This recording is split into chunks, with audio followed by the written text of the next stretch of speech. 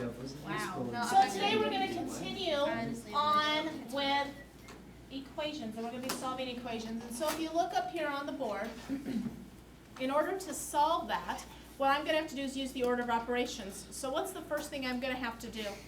4 squared. 4 squared, yep. And I already know that 4 squared is 16. Now, order of operations now states that you're going to do the parentheses. So 16 minus 10 I know is 6. Now what I'm going to do is what? 7 minus 6. And so if I take 7 minus 6 right here, I get 1. And then what I need to now do is solve this equation for n. And so what that means is you need to get n all by itself on one side of the equation. So I'm going to get this all by itself. And in order to do that, I've got 1 plus n. So what n does plussing? Minus. So I'm going to subtract 1. Now whatever you do on one side of the equation, you have to do on the other. And so when I do that, 1 minus 1 on the left side is canceled. That leaves me with n all by itself. And then I have 10 minus 1, which is 9. And so n equals 9 is your final answer. Let's look at this next one. Order of operations, what are you going to do first? Parentheses. So I'm going to do the 3 plus 2. I'm also going to do the 10 minus 3. What does the 3 plus 2 give me? 5. Over here on the right, I get 5n plus 7. Now a little bit about on the left side. When I have n times 5, I can write that as 5n. That is the same thing. And so that's what I'm going to do in that blue step. And then now what I need to do is I need to get all the numbers on one side, all the variables on one side. So I'm going to go ahead and move the variables to the left side. So I'm going to subtract 5n from both sides. Now when I do that on the left, 5n minus 5n, that's 0. What do I get? 6.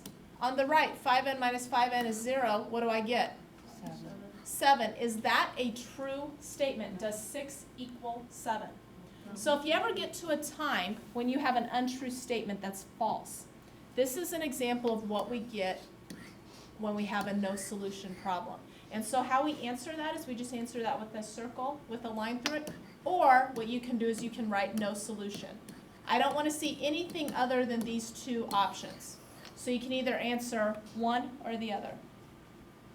But I don't want you to put no answer, not possible. Okay, these are the two options you have to answer when you get an untrue statement like that. So let's go ahead and look at this one. I want you to go ahead and do that and then enter your answer in on your expressions. 18 plus 4 plus m equals 5 minus 3 times m. Now you can just do this on a scratch sheet of paper. It doesn't have to be anything super fancy. Okay, I want you to go ahead and solve that and tell me what m equals. So tell me what m equals on that one.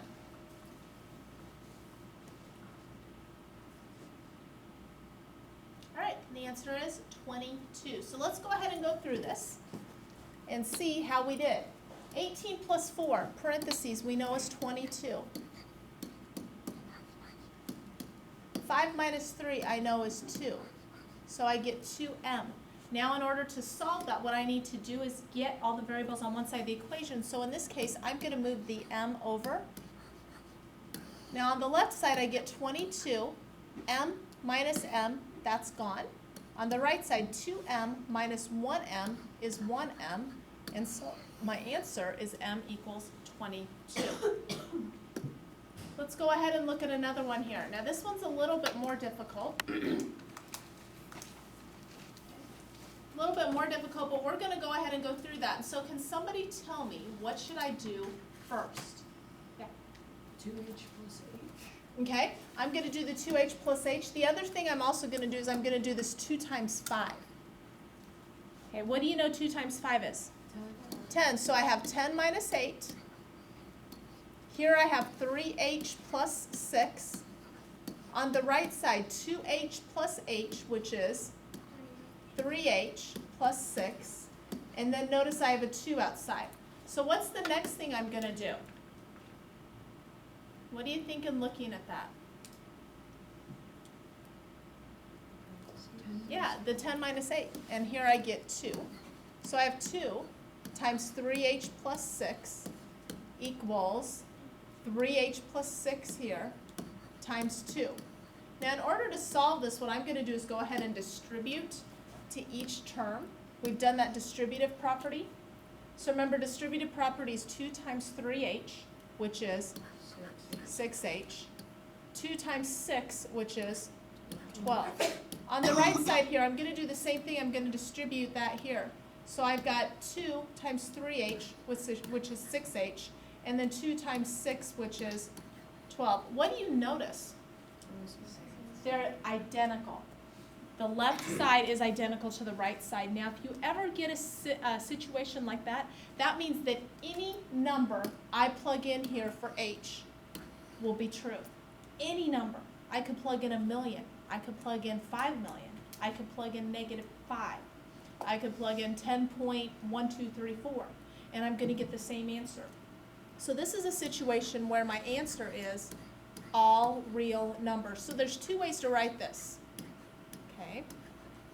The first way is to write out the 3 words, all real numbers. That's one way. That might be the way that most of you prefer. There's another way, and there's a symbol for real numbers, and so this is the symbol for real numbers. And so for those of you that like shortcuts and you don't like to write out a bunch of stuff, you can write this. It's an R with a second line in it, and what that means is that means the real numbers. So you can either write what I have boxed in below in orange or what I have boxed in red. So if you ever get a time where it's identical on left side, right side, your answer is all real numbers. Okay, let's look at this next one, see what we get. So here, what am I going to do first? Yep, the exponent, 2 squared. What's 2 squared? 4. So first of all, I've got 12 times 10 minus 7 plus 9k equals k times 4 plus 5 plus 36. What am I going to do now? Parentheses. So 10 minus 7 I know is 3. So I've got 12 times 3 plus 9k equals k times 9 plus 36. All right, next, what is 12 times 3? 36. On the right side, what's k times 9? 9k. What do you notice? They're exactly the same. They're identical. So in this case, all real numbers. All right, let's look at one more. Mr. Hernandez pays $10 each month for movies delivered by mail. He can also rent movies in the store for $1.50 per title. Write and solve an equation to find the total amount Mr. Hernandez spends this month if he rents 3 movies from the store. So I want you to go ahead and solve that one for me. Get an answer.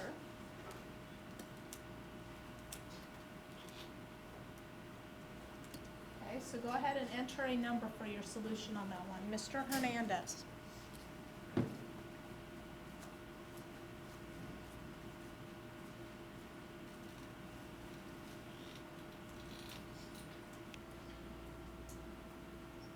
Okay, so the answer, believe it or not, is $14.50. Okay, so it looks like we had good success there. Those of you that answered $4.50, okay, if you notice what it says, he pays $10 a month. It doesn't say he just pays $10 a month if he rents a movie. He pays $10 a month. For those of you, if you get like Netflix, they don't care if you rent a movie or not. They're still going to charge your credit card that $9 a month regardless of how many movies you get sent. So what we needed to do first of all is we know that it's $10. That's our flat fee. And then we know that he goes into the store and rents 3 movies. And each movie is $1.50. And so when I take 3 times $1.50, I should get $4.50. If you add that to your 10 that you have already paid to get movies in the mail, you get a total of $14.50. Questions? Assignment then. pages 36 through 37, 12 through 30 for the evens, and 38 through 56. Okay, we're going to do some more practice with the equations tomorrow as well. So, do tomorrow.